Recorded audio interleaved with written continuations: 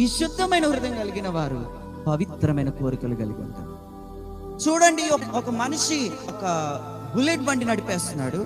చూడండి, నాకన్నా చిన్నపిల్లాడు బుల్లెట్ బండి నడిపేస్తున్నాడు. నాకేమనిపిస్తుంది?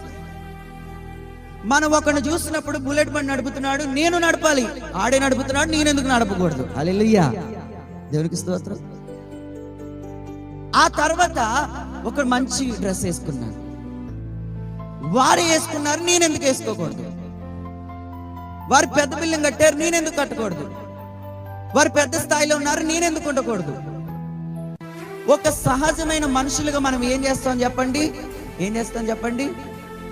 ఒక మనిషిని చూసి వాడు అలా ఉన్నాడు, నేను ఎందుకు ఉండకూడదు? వాడు అలా ఉన్నాడు, నేను ఎందుకు ఉండకూడదు? వాడు అలా చేస్తున్నాడు, నేను ఎందుకు చేయకూడదు? వాడు అలా ఉన్నాడు, నేను ఎందుకు చేయకూడదు? నాకు రాదా? నాకు తెలీదా?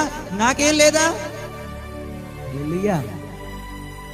ఓ బుల్లెట్ బండిని నడుపుతున్నాడు, వాడిని చూసినప్పుడు వచ్చిన కోరిక, వాడు ప్రార్థన చేస్తున్నాడు, నేను ప్రార్థన చేయాలన్న కోరిక ఎందుకు రావట్లేదు నీలో? వాడు వాక్యం చదువుతున్నాడు, నేను చదవాలి అన్న కోరిక నీలో ఎందుకు రావట్లేదు? వాళ్ళు ప్రార్థన చేస్తున్నారు, నేనెందుకు ప్రార్థన చేయకూడదు అనే కోరిక నీలో ఎందుకు రావట్లేదు? హల్లెలూయా. వాళ్ళు పరిశుద్ధాత్మ పొందుకున్నారు, నేను పొందుకోవాలన్న కోరిక నీలో ఎందుకు రావట్లేదు? దేవునికి స్తోత్రం. వాళ్ళ పాటలు పాడుతున్నారు, నేనెందుకు పాడకూడదు అనే కోరిక నీలో ఎందుకు రావడం లేదు?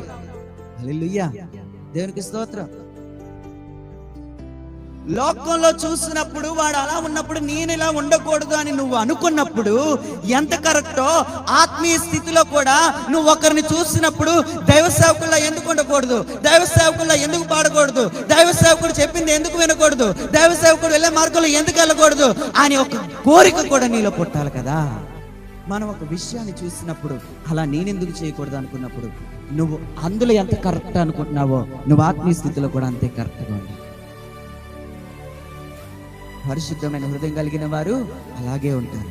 మంచి కోరికలు, పవిత్రమైన కోరికలు కలిగి ఉంటారు. దేవునికి స్తోత్రం.